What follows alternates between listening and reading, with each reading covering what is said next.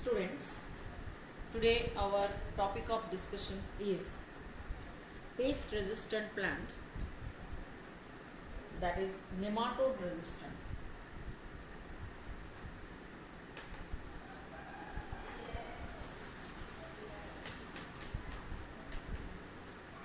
And that is against nematode that is called Meloidigyne incognitia. Meloidigyne incognitia. So several nematodes infect a wide variety of plants and animals, including human beings. A nematode Meloidigyne incognitia infects the roots of tobacco plants, which reduces the production of tobacco. So what is the plant affected by this nematode? Is a tobacco plant. So tobacco plant is affected. Now the strategy adopted to prevent this infection is based on the process RNA interference. So what is the strategy adopted through biotechnology? That is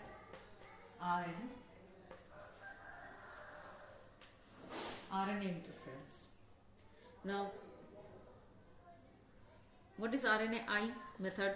RNA interference method involves silencing of a specific mRNA due to complementary dsRNA molecule that binds to and prevents translation of the mRNA, that is gene silencing. So the source of this complementary RNA could be from an infection by viruses having RNA genome or transposon, that is mobile genetic elements that replicate via an RNA intermediate. Agrobacterium vectors are used to introduce this nematode specific genes into the host plant. So it produces both sense and antisense RNA in the host cell.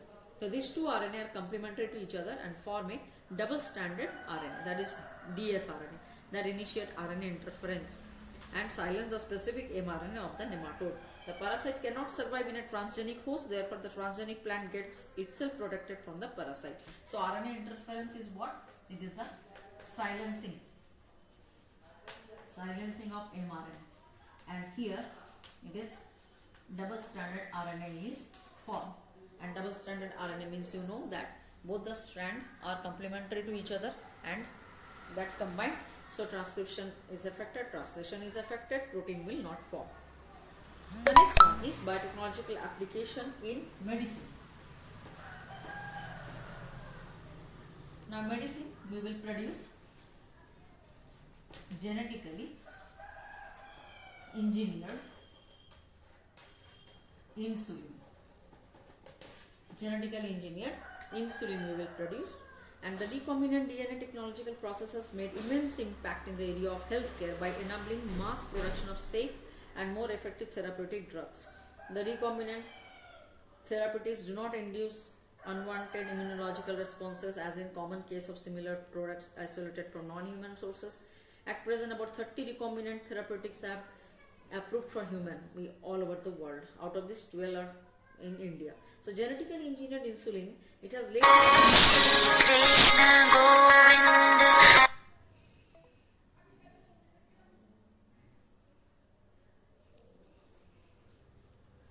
So genetically engineered insulin that is used for diabetes was earlier extracted from the pancreas of slaughtered cattle and pigs.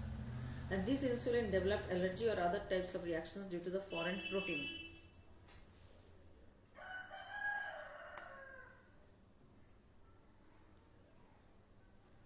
Okay, so insulin consists of two polypeptide chains, that is chain A and chain B, that are linked together by disulfide bridge. So insulin contains chain A and chain B, and they are connected by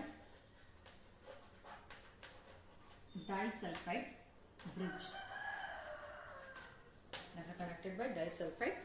bridge. So it has led to the sufficient availability of insulin for the management of adult onset diabetes. And you know that to have the insulin, cattle and pigs are slaughtered, and this type of insulin developed allergy in human being. So insulin consists of two short polypeptide chains, chain A and chain B, which are linked together by disulfide bridges. In mammals, including human, insulin is synthesized as prohormone and that is for C peptide. The C peptide is not present in the mature insulin. So A peptide, B peptide, and there is a question of C peptide. Now C peptide, when normally formed in the human being, C peptide is automatically removed out during the maturation process. But artificially when it is produced, the C peptide creates a problem, and that's why two polypeptide A and B are produced by separately produced from the genes, and these genes polypeptide A, B are produced separately, extracted and combined by creating disulfide bonds to form human insulin, that is called Humulin. So go through the NCERT diagram, you can understand how this Eli Lilly company overcome the problems of this C peptide problems.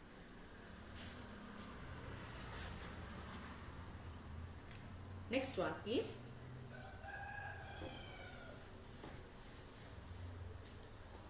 gene therapy. This is also a technique. Now this gene therapy is what? It is a collection of methods which allows correction of a genetic defect that has been diagnosed in the child of embryo, and this defective mutant allele of the gene are replaced by the normal gene. So here we are replacing a defective gene by a normal gene. The first clinical gene therapy was attempted in 1900 in a 4-year-old girl with adenosine deaminase deficiency, that is called ADA deficiency. Now for this adenosine deaminase deficiency, the particular enzyme is crucial for the immune system to function. So disorder is caused due to the deletion of the gene for adenosine deaminase. In some children, this ADA deficiency can be cured by bone marrow transplantation. So bone marrow transplantation is a temporary cure, and other types of transplantation, bone marrow transplantation is there, which is a temporary cure. Along with that, enzyme replacement therapy is also there, which is a temporary cure. But similarly, lymphocytes are also taken into the body. So why gene therapy was introduced to cure this ailment? Because gene therapy is a permanent cure, but this can be done in the embryonic stage. In the first step of gene therapy, lymphocytes from the blood of the patients are grown in a culture outside the body. A functional aDNA or complementary DNA is introduced into these lymphocytes, which are subsequently returned to the patient. And as these cells are not immortal, but the patient requires periodic infusion of such genetically engineered lymphocytes.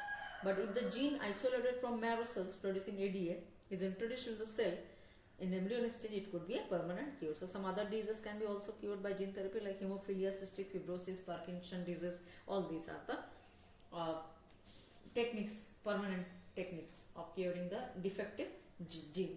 But bone marrow transplantation and is a temporary cure, or enzyme replacement therapy is also a temporary cure. So gene therapy can be a permanent cure to replace the defective gene. So please go through NCERT. Thank you.